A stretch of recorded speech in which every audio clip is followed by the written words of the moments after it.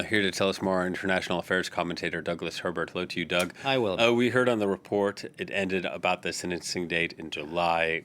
What do you think will come from the sentencing? Is Trump going to be behind bars? Yeah, look, if I were a betting man, I'd say that it's very, very unlikely Trump is going to see the walls of a jail cell anytime soon, not in this trial.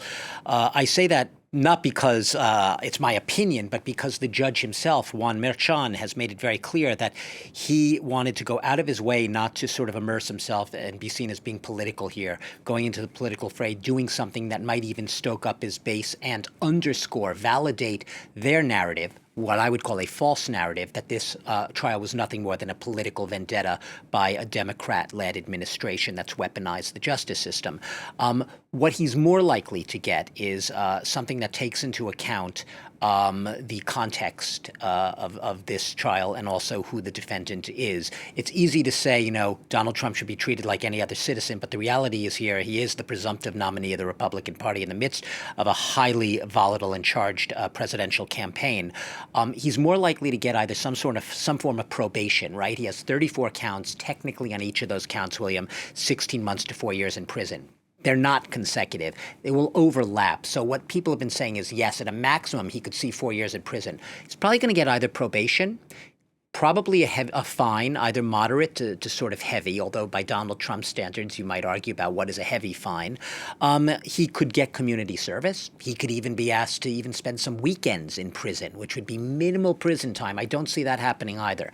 I see this sentence as being tailored to the circumstances of the highly charged political realities, who the candidate is, and like I said, that stated ambition and determination by the judge himself not to be seen as wanting to be out there to inflict punishment on Donald Trump. He may actually, at the end of the day, July 11th, on that day of sentencing, deem that the very visibility, the high-profile nature of this entire thing, nearly 6 weeks of testimony, Donald Trump, before not the cameras of the world, but before the reporters of the world, being reported in very, very, very, vivid detail, that's enough punishment. If this were anyone else but Donald Trump, we'd probably talk about this as a death blow to their political career. After the verdict was read, Trump's campaign team said the fundraising website, crashed from people giving donations. How does this affect the race to the White House, election in November? First of all, this is all part of a pattern, right? When he was briefly arrested last year in the state of Georgia, in a separate case, which hasn't gone to trial now, on election interference, he had his mugshot taken. And that mugshot, as you know, became a meme. It went viral. And he raised over $7 million in a very short span of time just from the power, the viral power of that meme. So Donald Trump has, in a sense, he accuses Biden of weaponizing the justice system. Well, Donald Trump has very much weaponized, in a sense, for his own campaign benefit, these types of trials. And we don't see anything different happening in this case right now, going ahead. He said he launched basically an appeal to his partisans, to his base, shortly after the verdict, saying, "I am a political prisoner." Those were his words. So he is already framing this once again, doubling down on the narrative that we have been reporting and talking about for months now, that he is the victim of the worst political witch hunt in history. He is being right now punished essentially for going up against a president, Joe Biden, who knows that if this were actually a free election, he'd have no chance of winning.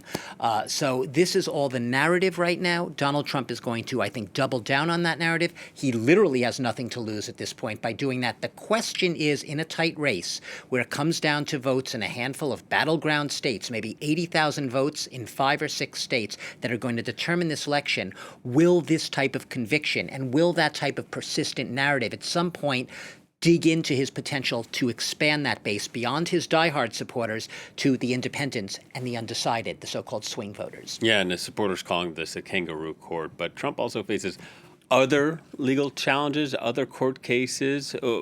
Absolutely. No breaking news there, William. You know as well as I, he has 3 other criminal trials pending. 2 of those are state trials.